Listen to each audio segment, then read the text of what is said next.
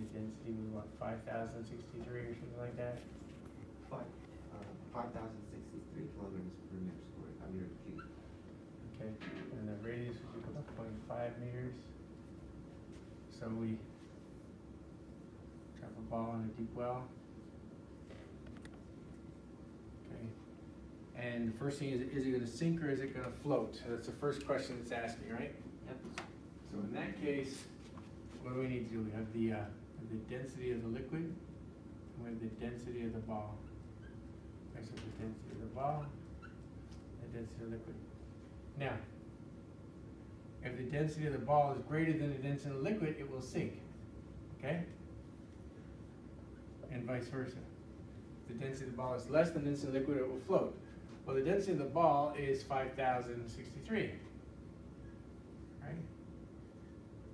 The density of the liquid is 1,000 if we're considering water. So obviously it's going to sink, okay? Now you have to explain it. Don't just write this less than this equals that and boom, say something. Okay. And then it's going to drop down some distance, d. Now, at what point will it be neutrally buoyant is the question. So according to our buoyancy formula, it's the pressure created by the liquid minus the pressure the object is exerting on the liquid. Okay? And for it to be neutrally buoyant, it means that the two pressures are equal. So they're tugging at each other equally.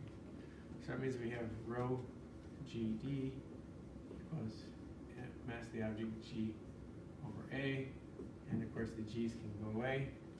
So the depth at which that happens is going to be mass over the density. Remember, this is density of liquid, right? Times the area.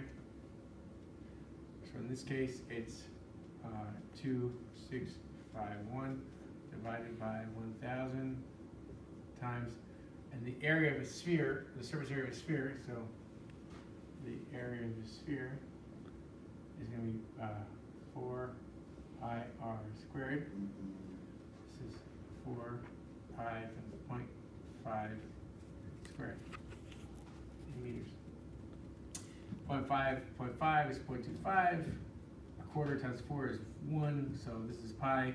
So that means that this becomes 2.651 divided by pi, okay, which is, I don't know, 0.84 maybe meters. 0.839. Yep, 0.84. So this is the distance at which it'll be floating under the surface. Floating. It's going to stay stationary unless there's strong underwater currents or whatever. So this basically answers the second part. So this is part 1, right? Right? And this right here is part 2. And I think part 3 says if you add salt to it, right? So if we consider this guy, the mass over the density of the liquid over the surface area, we said if we add a bunch of salt, then in essence the density is going to increase. If we increase the density, this number is going to get smaller, okay? Which means that my depth is going to get smaller. Or another way to think of it is, as I increase this guy, my water pressure gets bigger, which is going to create greater buoyancy on my object. Either way. Wait, part 2, where did you get 4 pi?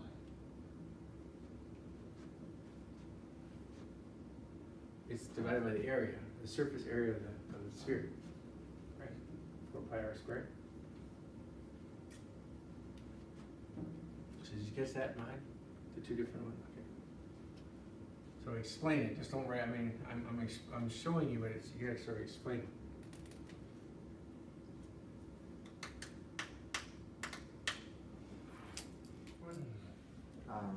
It's the stone frame. Ah, okay. So it's a Bernoulli flow, right? Yeah. So we have the this. Okay, this area is area 1. This area here is area 2. Okay, so it's going to come out B2. Okay.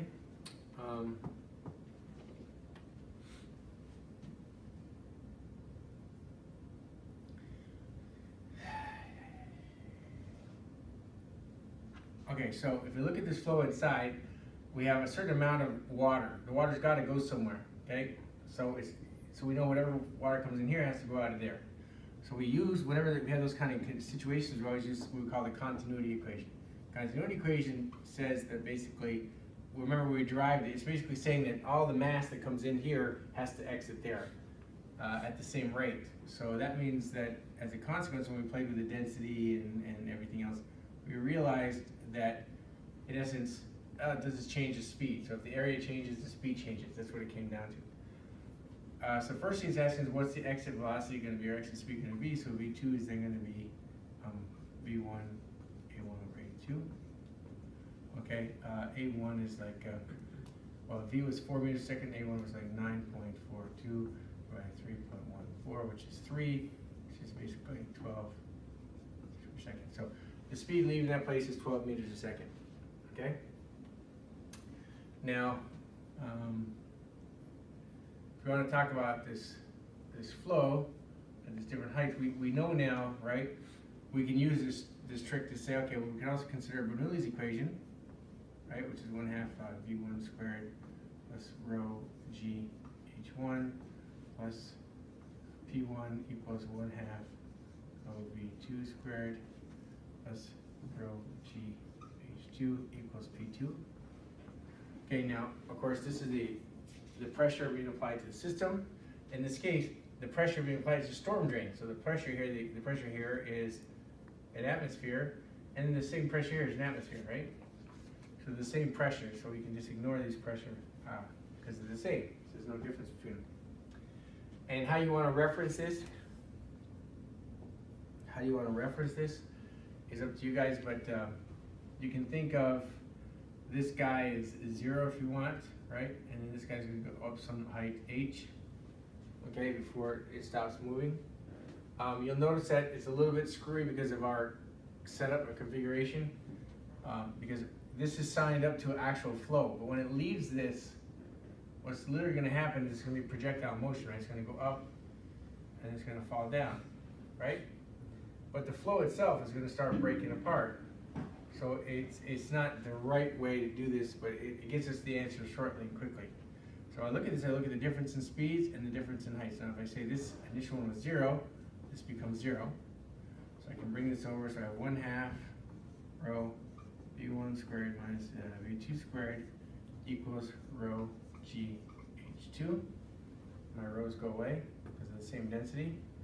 I can solve for H2, so H2 then equals V1 squared minus V2 squared over G, 2G, so 1/2 right there. Okay, so we have 4 squared minus 12 squared over 2 times 9.8. Now, the reason it's negative is, like I said, the configuration here is sort of backwards. In reality, you would start here as your V1 and here's your V2, but V2 would be 0, right? Because you'd stop, remember, here would initially be your V initial, here's your V final, right? At this point, this would be equal to 0 because it's at the top of the rack. So that's why you're getting this weird sign in here that's negative, that's all. Because we flipped the order. By keeping the equation here, we flipped the orientation, that's all. So it's just you ignore the negative sign, right? So 144 minus 16 divided by 19.6. Right. So 128 divided by 19.6. It's like 6.7 maybe? 6.53 meters. Okay, so Wait, why'd you flip around the 4 squared and the 12 squared? what I'm saying is you don't care about the sign, so you just you ignore don't it. care about that. Because in reality, I mean, if I was doing this critically, I wouldn't take this speed versus this speed, because at this speed, according to this thing, my heights are 0. But I want to find out the maximum height, so I'm just looking at the difference in heights. Give me what that would provide for me.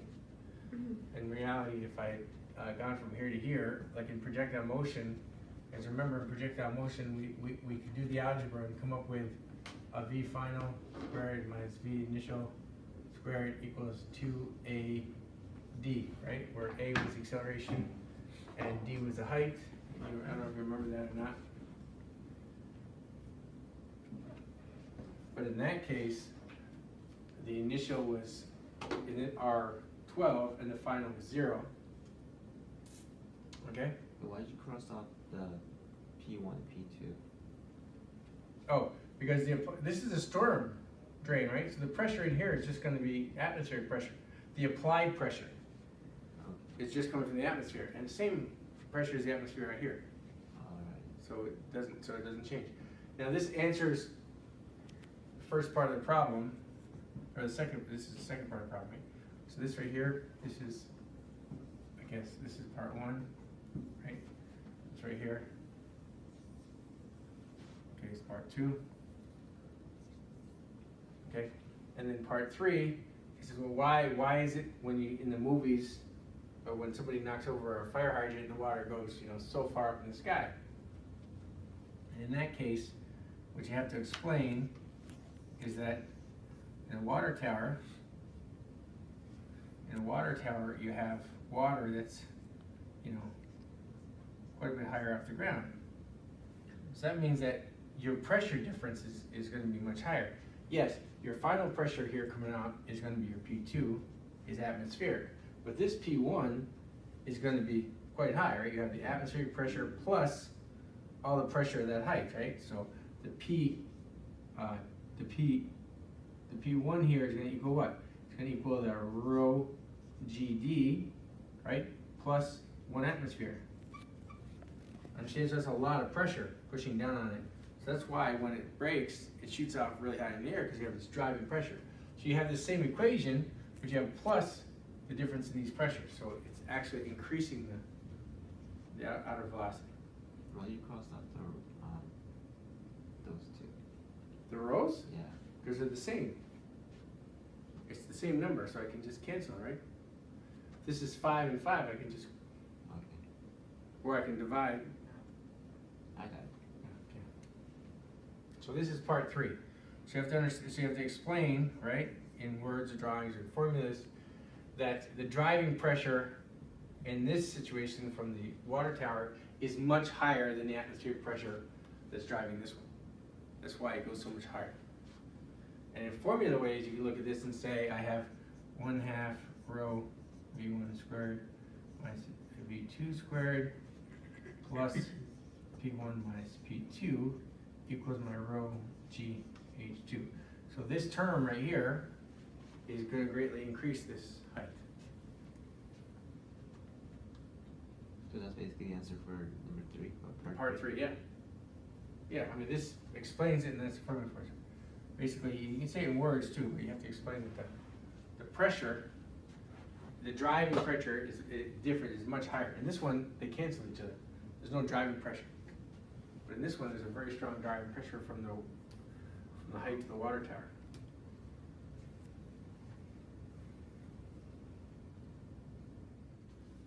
Spring problem, so we have a spring mass system. And let's say this is the equilibrium point, and it's going to be extended 12 centimeters and released from this point. All right, so V0 equals 0, X0 equals 12 centimeters. Okay? In that case, we know it wants to know the amplitude, right? Wants to know the angular speed, or the angular frequency, the period, the total energy, and the max, and V max is what it's asking for, right? That's what it's asking. So in that case, let's start off with solving the problem. So if we solve the problem, we know the general solution for the second order differential equation that describes this motion is A cosine omega t plus B sine omega t. This is the general answer. Okay? So that's the general answer. We just look at the initial conditions. Well, initial conditions at t equals 0, x equals 12. So we can do this. We say, okay, at t equals 0, where we know this is 12 centimeters. This equals Well, at t equals 0, sine of 0 is 0, and cosine of 0 is 1. So this is a times 1 plus b times 0, because this is 0, right? So that means the coefficient a equals 12, right? So that means a equals 12 centimeters. Okay? The second part is v0 equals 0. So we look at v of t is given as minus omega a sine of omega t, the first derivative, of course, but you guys given this plus omega e cosine of omega t.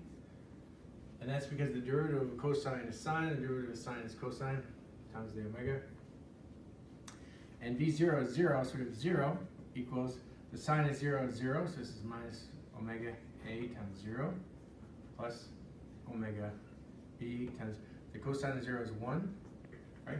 So this is equal to 0, so that means that 0 equals omega times b, but omega we know is not 0 because it's a frequency, so b's got to be 0, so this means that b equals 0. So now we can rewrite this general solution, or this explicit solution. So the explicit solution then is equal to 12 centimeters, the cosine of omega t. Because b is equal to 0, it goes away. That's our explicit answer. So I gave that to you guys last time. So this is 2 extra steps you got to do. Now, it can get a lot more complicated if you have to do it. For example, if I had the initial condition was somewhere in here where I had speed and position, then you start getting really messy algebra. And in 231, I actually do that to them. But, so now let's try and find the angular. So we know that the angular speed, or the frequency is going to be square root of k over m by definition. So this is going to be 9 over 2, I believe, which was 2.12 rads per second. So that gets this guy. Also, this is defined as the amplitude, or the maximum position. Sine and cosine, their maximum values are 1 or minus 1. So then this represents the amplitude, or the maximum value. So our amplitude here, we know is 12, right? So the amplitude is 12 centimeters, 0.12 meters. Frequency by definition is 1 over 2 pi times omega, or times k over m. Okay? So whatever this is 2.12 divided by 2 pi.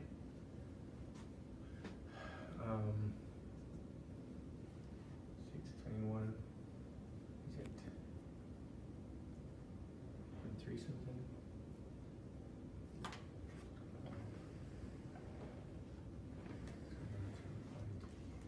What is that point?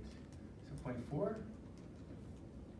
0.4 to 0.38. Oh, no, sorry, it's 0.337, so 0.337? 37. Okay, so 0.34 maybe? Sorry. It stopped right at that number, 0.337, or? Well, it just continues. Okay, so that's a frequency. We got this one. Okay, the period by definition, if you go to 1 over the frequency, this is going to be 1 over 0.33. So but don't use 337. Use this guy. Yeah. So you don't get the rounding error. Okay, so it's probably better to write it down as 2.12 divided by 2 pi.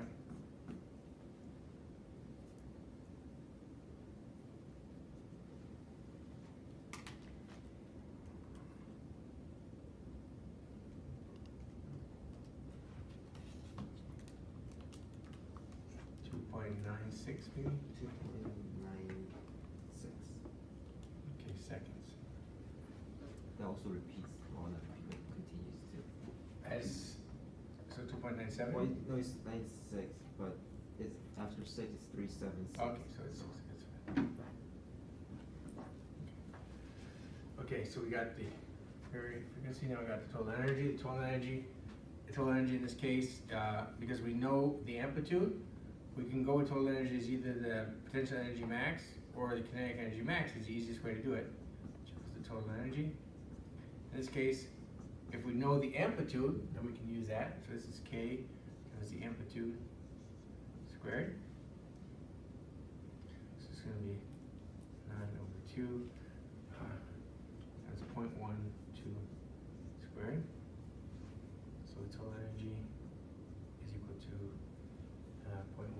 for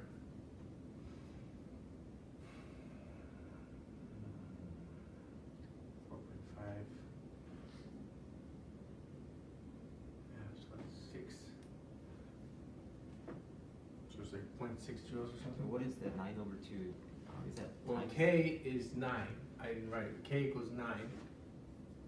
Right, and the mass equals 2 kilograms. And this is 1/2, so 9/2. Okay. And then times the amplitude squared.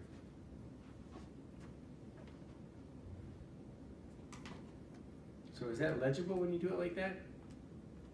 Robin? What? Wait, what's legible? When you write like that without looking at what you're writing? For the most part, I pay attention every now and then. And Yobi, when she does it, she can't read it afterwards. She's looking at she's writing, and then she's like, what did I write? I don't know. I try to make it legible. It's 0.0648. 0.0648. Okay, joules. Okay, then the last thing is actually for Vmax. So if we told the total energy is also equal to, right, 1/2 mV max squared. So the total energy is this guy. So just to save our, I mean, you can do it mathematically, but I prefer doing the algebra. So that means we have 1/2 K m squared equals 1/2 m v max squared. Halves go away, halves go away. If I divide by m, I get k over m is omega squared, so I end up with v max equals omega times the amplitude. And this is a general answer, by the way. So v max is always going to be angular frequency or angular speed times the amplitude. So you think of the amplitude like the arm, right, of a circle, like the radius of a circle. And remember, you guys remember this, right? The tangential speed is the angular speed times the radius. You guys remember that? You guys remember we had the V equals omega times R? That's exactly, almost identically to what this is. Angular speed times R. Right? If you think of it in that context. Okay, so in this case, we had whatever, 0.337 times 0.12. 0.337. Oh no, it's omega. It's 2.2. Oh, sorry. It's 2.12. 2.12. Right. 24.25.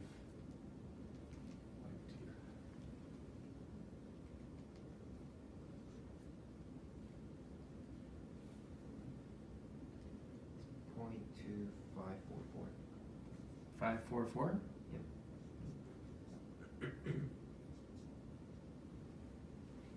Okay.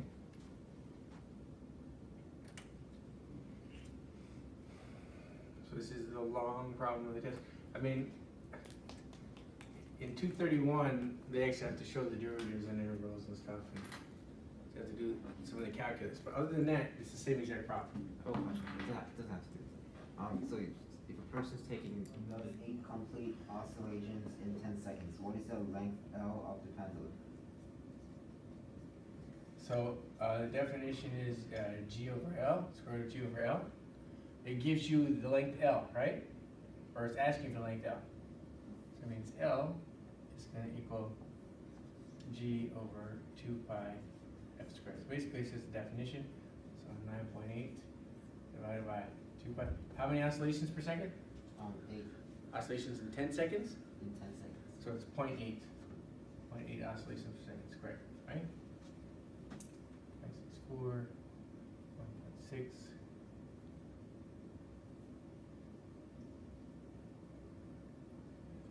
5, 5, 6, 9. And squared, right? So this is squared. Bigger than 1. So this is going to be like a 0.8, 0.308 meters, 0.307, something. 0.30, 0.38. 388? Yeah. I'm rounding up. So, 388. You didn't do the pi again, right? We did the, We did like the I pi did the symbol. pi, yeah, I don't do the 340. Yeah. Okay, that's fine, I was just asking Robbie because she did that stuff. Is I it three? know from now on now. Huh? I'll know from now on. Well, rounding, you need all these rounding areas, especially in things like this. That's one of the reasons why I try and get you guys to do the algebra first and get it to the last step, and then start plugging in numbers, because a lot less likely to get false numbers like that. And in actuality, if you were a theoretical physicist, you would have, like, you may have some equation that looks something like phi prime plus mu del prime plus alpha gamma mu something equals beta.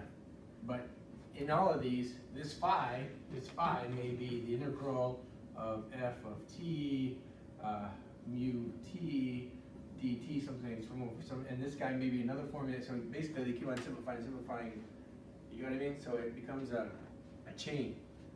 And then when you get to the end, all of a sudden things simplify, and then when you finally do the actual calculation, it's a lot simpler. But if you try and do it piecemeal, you know, up front and carry these things along, you start losing stuff. Will we see this in 202? No, this is way beyond what you guys are hoping. You'd be surprised though, and there's certain facets of your life where you're not supposed to ask a lot of questions. Mm-hmm. So you can understand in my world, Mm-hmm. those always end up bad days for me when I'm not supposed to ask questions. Yeah. Mm-hmm. That's how this limits knowledge. Did you know that I was an altar boy as a kid? Really? 6 and 7 years old as an altar boy. Mosques have altar boys? No, I was raised Catholic. Oh, yes, that's right, sure, sorry. So I was an altar boy, and I started asking the priest a lot of questions. Mm-hmm. It's a good thing. It's supposed to be, It's supposed right? to be. He got pissed off with me, and as penance for my sin, I was forced, as a 7-year-old, to dig graves a whole summer in the graveyard. That's horrible. 6 foot deep graves. Wait, what sect was this? What type of? Catholic. Catholic.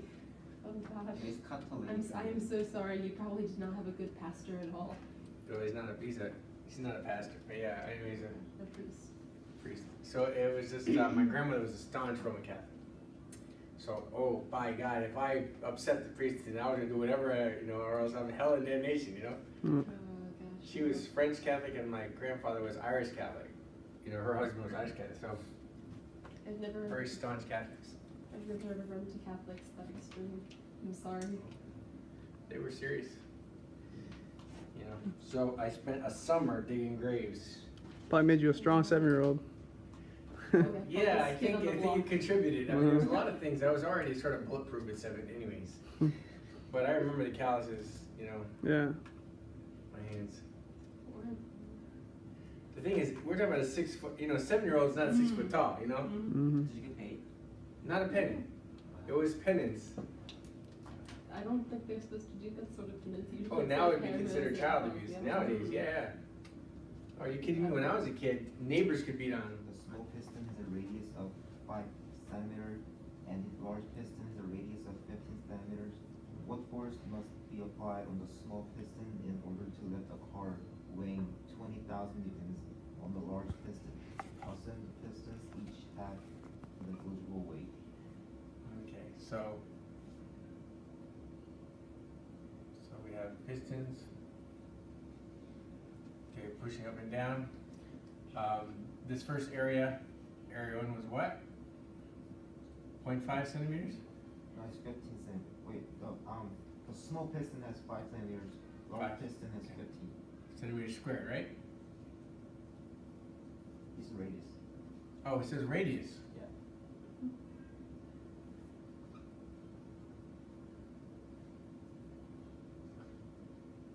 Okay. So we said according to Pascal, I won't forget these now.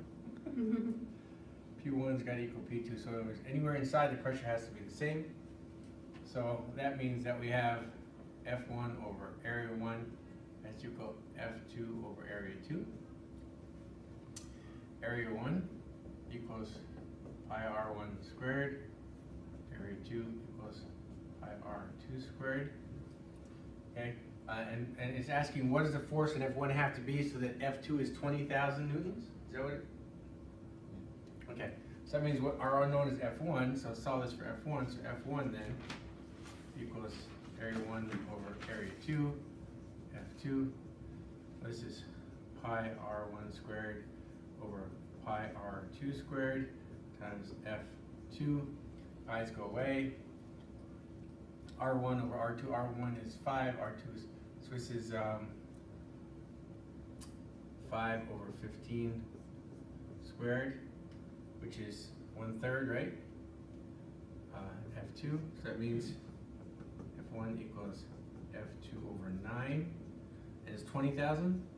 Yep. Divided by 9, okay. Was it 20,000? Yeah.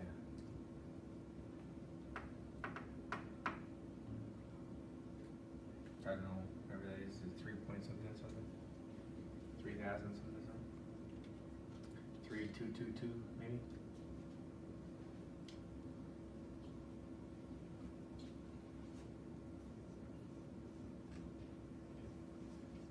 Some number, huh?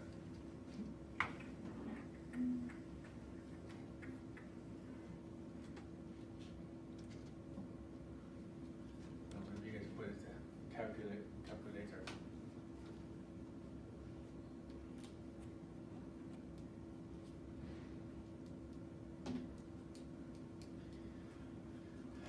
I make really good apple pie too. 2222.22. So close. I was actually gonna say that. So, good job to me.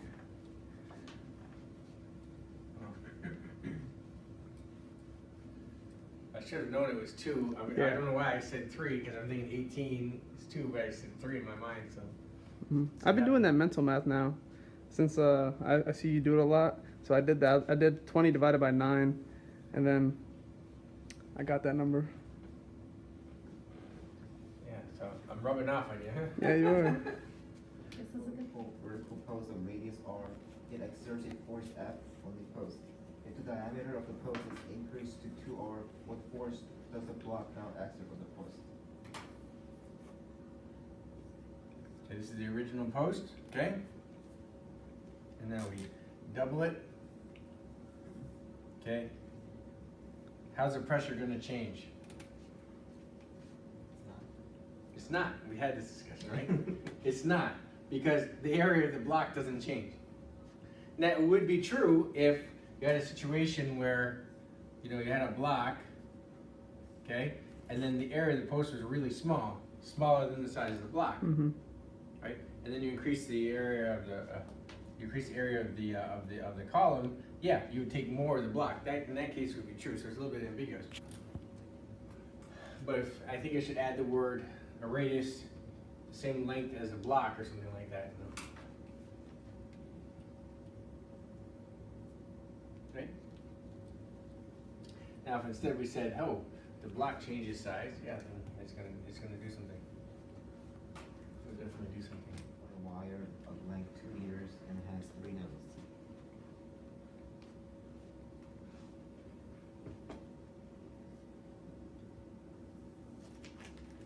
So L equals 2 meters and has 3 nodes. Yep.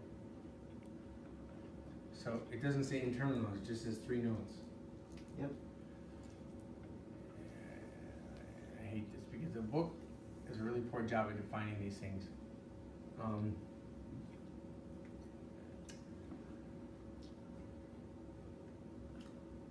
If I had a lot of free time, I'd give a peace of mind to most of the educational texts, the physics texts they give you guys. But I'm not going to take my time doing that. I'm not going to benefit from doing it. It's a political battle with them. Okay, so if this right here has got 1 internal node and 2 external nodes, okay? Right? So you can imagine this is 1 internal and 2 external. So when they, depending on who you're talking about, this would be 3 nodes, but it'd be 1 internal, 2 external. A lot of times when they just say a certain number of nodes, they usually mean internal nodes, right? So it'd be 1, 2, 3, something like that, right? So it'd be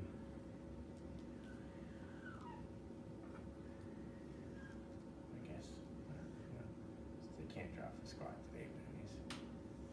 Okay, so there you go. Something like this. Like that. So Okay. that's what they're asking, the second one? So this is 3 internal nodes. 1, 2, 3 internal nodes, right? But if it's got 3 internal nodes, that means that this right here would be 1 wavelength, right? Because you go up and down, this would be another wavelength. Okay, but the whole length is L. So in this case, what L equals, in this case, it is n minus 1 times lambda, I guess is the way you'd say it, and you're calling these internal nodes. 1, 2, 3, right? So this is, you guys see what I did there? If this is n represents the internal nodes, and that's why the book is really screwy how this defines, and obviously he's not a guy who works with waves at all, so that's why it's sort of, but if I go against the book, you guys are like, I can't read it off the book, the book says blah, blah, blah. Okay, so anyways, if I take this as internal nodes, 1, 2, 3, then this is basically equal to 2 lambda, right? So it means lambda equals L over 2. You see what I did there? But if instead I said, is this guy 3 nodes, okay? Here you see that? In 3 nodes, you have 3, right? So it'd be 3 minus, so basically it's 1/2 n minus 1 times lambda. So 3 minus 2 divided by 2. You see that? So that'd be L. So how you define it is based on treating internal nodes or just number of total nodes.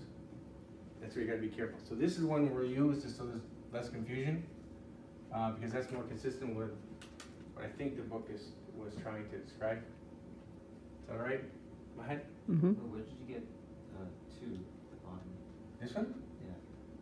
3 minus 1 is 2, Oh, and then divided by, okay.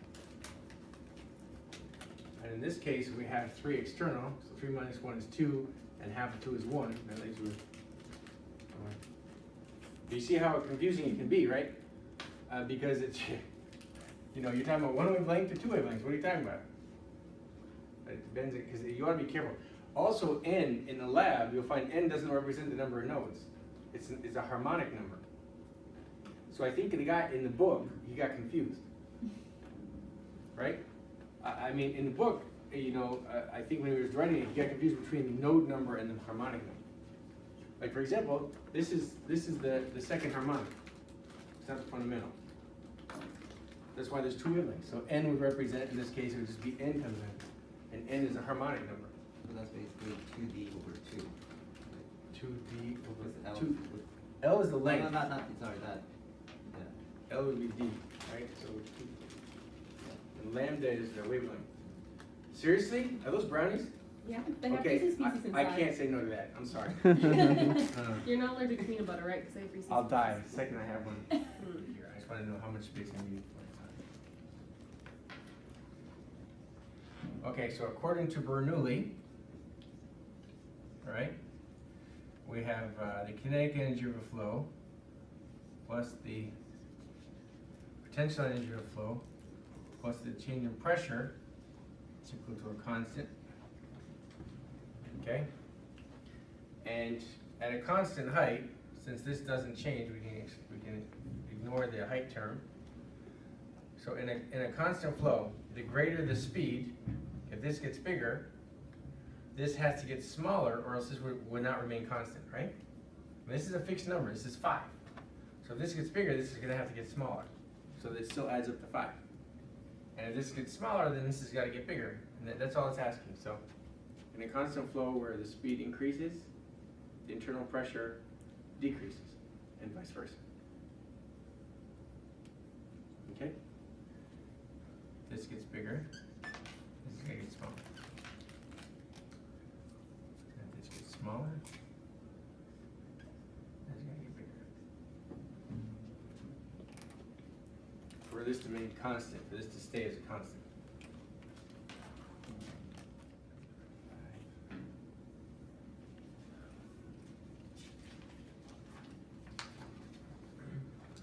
You have an aquarium and you notice that you have a solid plastic decoration and a rock of the same volume but twice as dense, and both are totally submerged in the water. The buoyant force on the plastic object is about blank as that on the rock. Okay, so there's a couple of things to look at this.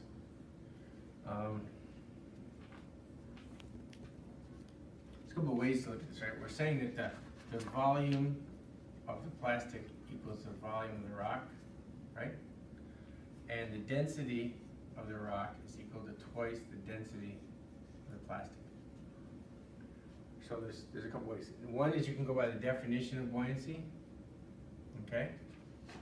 So, the definition of buoyancy is what? Is that the buoyancy force is equal to the weight of the displaced fluid, right? So then, for comparing, you know, the forces acting on these, if they're both the same volume, right? Yeah, the mass. Then the amount of pushing the water's doing these is the same, but their buoyancy is going to be different. So I think the wording has to be careful. So how do we determine buoyancy? We said buoyancy for an object was the pressure difference is the pressure created by the liquid at some depth, right? Minus the pressure the object pushes it back against the liquid, right? Or the fluid. And if it's greater than 0, it's positive buoyant. If it's negative, it's 0, right? And if it's neutral, then it's equal. So a way to think about this is, at which point would these two both be neutrally buoyant? Okay? So that means that the density of the water doesn't change. So the thing that's changing here, the mass of the object, the only thing that's changing is the depth, of course. But between the two objects, they have different masses. So this whole thing is determined by the mass of the object. So we have to find out the different masses here, right?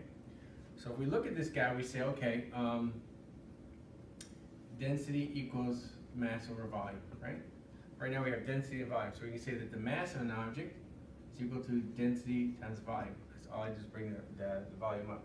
So it means if I wanted to say the mass of the rock, so the mass of the rock, that's going to equal the density of the rock times the volume of the rock, right? But the density of the rock is equal to twice the density of the plastic. And the volume of the rock is equal to the volume of the plastic. And by the same token, the mass of the plastic is going to be equal to the density of the plastic, the volume of the plastic, which is that right there. So that means that the mass of the rock equals twice the mass of the plastic. That's what we concluded by doing this. So if I look at this guy, that means what? That means that, for example, the plastic takes a certain amount of buoyancy based on its mass for this tug of war between the water and the object. Since the rock is twice as much, then the rock requires twice as much buoyancy. Do you get it? Does it sort of make sense? Okay.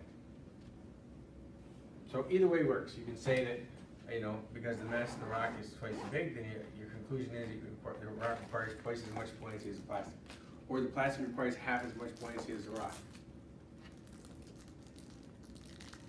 Did you want some? No, thank you, but thank you. You're welcome. I have extra. Well, I'm a chocoholic, but I can't do it right now. Mm. Chocoholic. You guys are like, yeah. So the answer is twice as big? Well, read the last part of the question again. The last part of the Buoyant force of the plastic object is about half as much.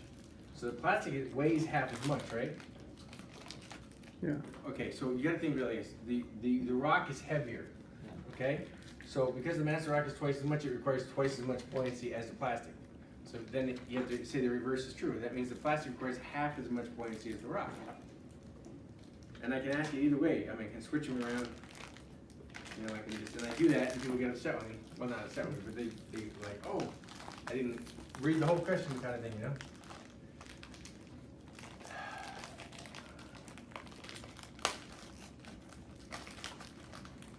Okay, we're good? What was number 6? Doesn't reply. No, what was number 6?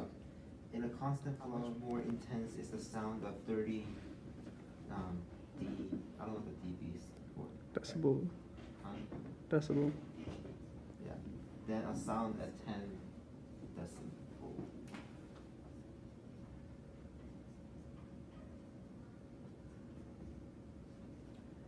10 decibels? Yeah. Okay, so the way we did this in class last time was you just took the ratio of comparing 2 decibels, so we say 1 over I2 equals I0. 10 to the 30 divided by 10 is 3, so 3 divided by I0, 10 and 10 divided by 10 is 1, right? Yeah. I0 goes, so this is 3 minus 1 is 2, that's 10 squared, that's 100. 100 So, times. A sound that is at 30 decibels is 100 times more intense than a sound at 10 decibels. So I can bring it 2 back over, right? So this is basically saying I1 equals 100 times, 100 times more intense. And remember, the shorthand for this is just to say I1 over I2 is basically just 10 to the 30 minus 10 divided by 10, right? That's the shorthand. I just took this minus that. Mm-hmm. But if you don't understand how I did that, and I can explain, but it's probably safer just to use that, you know, the full.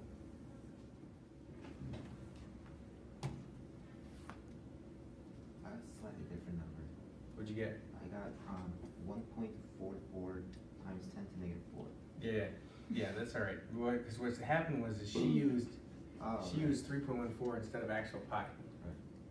and that's why she got a slightly different number. But at the end of the day, if you got 1.45 instead of 1.44, I think you guys probably said, okay, that's the right way to do it. Hopefully. Hopefully, yes. Yes. No, the correct answer is, I want some extra credit. Yeah. Then wait, you guys used the wrong coefficient. Okay. Oh no. So there's like double indemnity there. But I mean, you guys don't realize it or not. I show you guys a way to do it. I sometimes show you guys like, not the easiest way, but the second easiest way. And I invite you to explore other ways to do it. But you guys, a lot of you guys don't do it because you figure, okay, I know how to do it this way, why would I even look at it another way? Yeah. Right? But the reason that I'm hoping that you guys do explore is because sometimes you'll, like Rosa that time with the one problem, I said, okay, use this pivot point. And I was always choosing the other one, which is a little bit more work. Yeah. And all of a sudden you say, wait a second, I just saved 2 steps. It's that kind of epiphany I want you guys to do on your own. That's why I sometimes leave that sort of open for you guys. I know your dedication to physics is not quite there. Okay, so number 3. You go snorkeling with some friends. While diving, you inhale a deep breath of air at the surface. When you reach the seafloor, you notice your lungs are half as big as they were at the surface. What does that tell you about the water pressure? Okay. What depth would that be? The initial one is 1 ATM. Okay? And your initial volume, the initial is whatever. You're gonna go down to some depth D. Down here, your P final. P final is gonna be some number, right? And then your V final. Okay, so what it said was, we know according to some lines, you guys remember which law this is? P initial, V initial, equals P final, P final? Okay, you guys, any of you guys remember whose law that is? Bernoulli? I edit that out. Bernoulli's the one with the, with the kinetic energy and the potential energy and the pressure Mm-hmm. is a constant. This is Pascal. Pascal's is the Okay, I'm running out. pressure is equal out through our system. This is Boyle's law. Okay, edit that out. Boyle's law. Okay. So if we know V final, we can figure out V, so therefore, P final is going to be equal to P initial over V final. And it said that V final, right, was half as big, right? So that means we can plug it in, so P final equals P initial over 1/2 initial, boom, boom, goes away, and the 2 comes up, so this is twice P initial. And P initial is 1 atmosphere, so this is 202,600 Pascal. This is twice 101,300, right?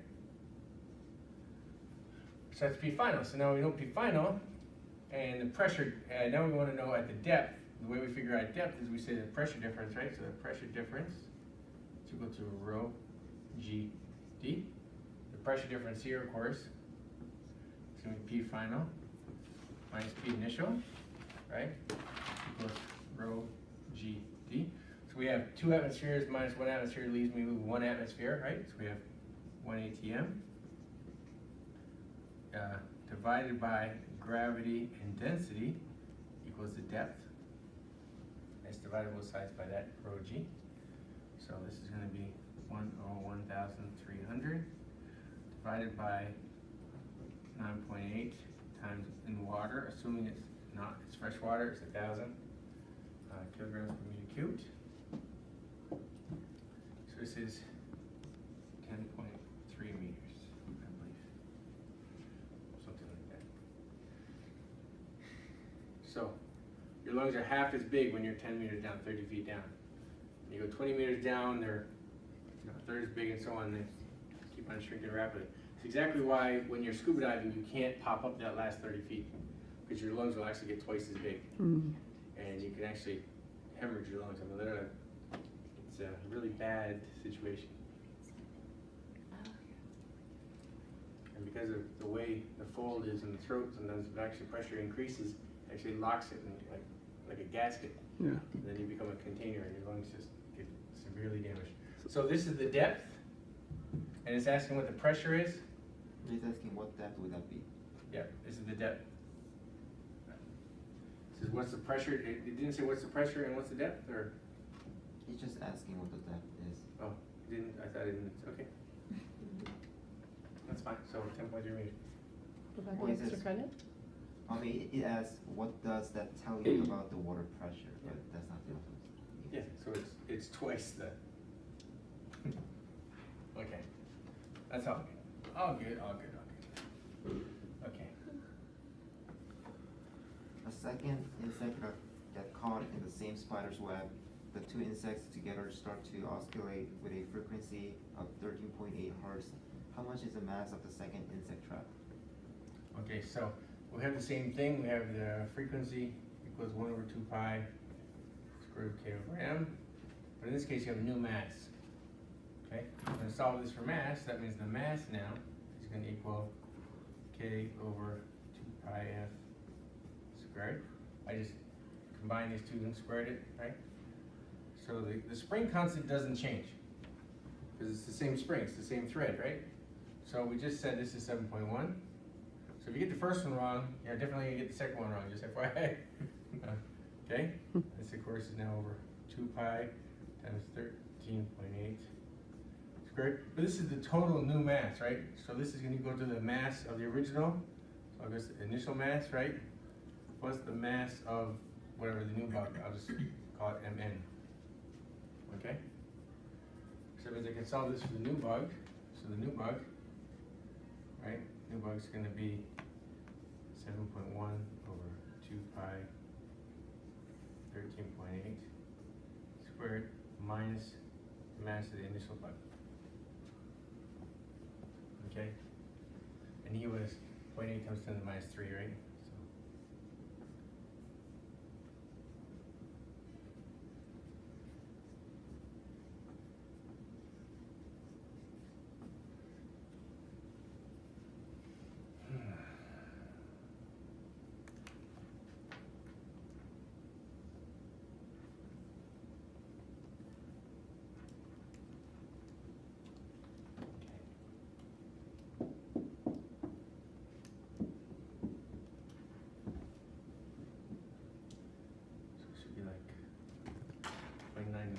4 or something, I don't know.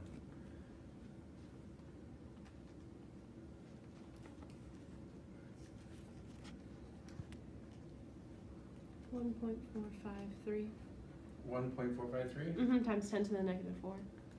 1.453 to the minus 4 kilograms. So, I don't know if I have what units I have the answer in. Let's see.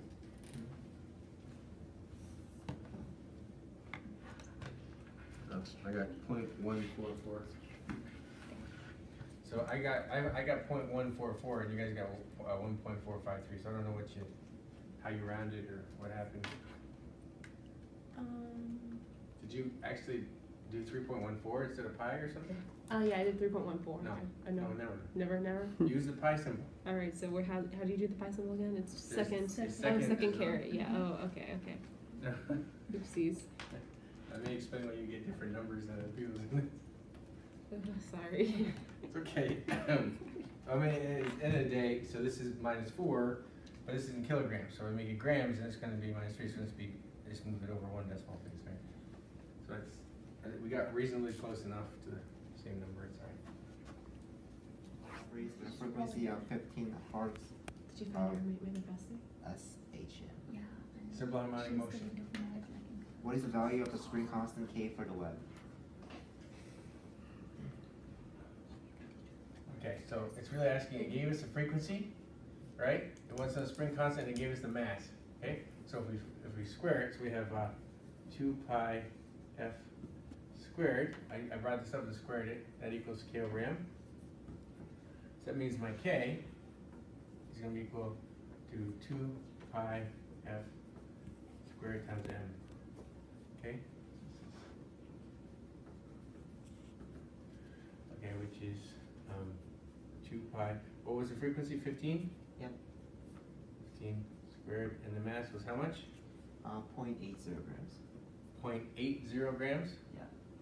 So, 0.8 times 10 to the minus 3 kilograms, right? Gonna change it to kilograms, huh? Okay, so whatever, that's gonna equal. Okay, so 225, 450, right? No, it's 4, 225, 4, okay, 900, right? That's 900 times pi squared, that's 0.8, and then minus 3, this is 1, 2, 3, so give it a 3, so it's 0.9, so it's 0.72.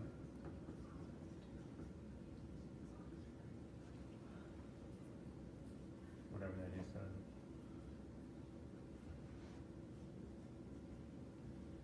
I mean, I would recommend you do it right up from here, just, you know me, anybody got a calculator? Oh, I know, sorry.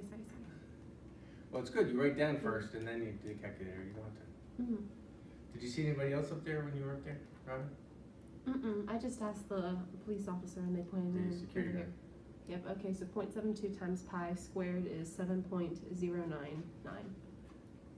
7.099, so 7.1, 7.1. right? Newton per meter, right?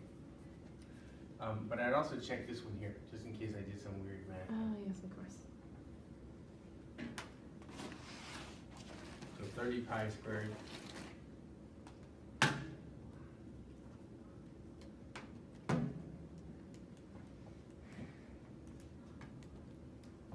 It's a 15 next to the pi, right? Yeah, it's 2 pi times 15, all squared. So, alright, yeah, that's not 900, that's, oh wait, altogether that's 8,873.64.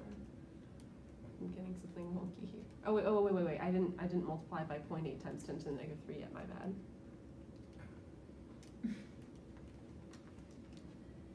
Yeah, I got 7.1. 7.1? 7.1. Nice. Never mind, my bad. Sorry, I got the scare. Okay, is there a multiple choice like that, or is there an answer? Is there a question? Well, it's actually 7.106. If you know that. Okay, but what's the choices? Yeah, it's 7.1 here. 7.1, okay. Mhm. So that's number 1.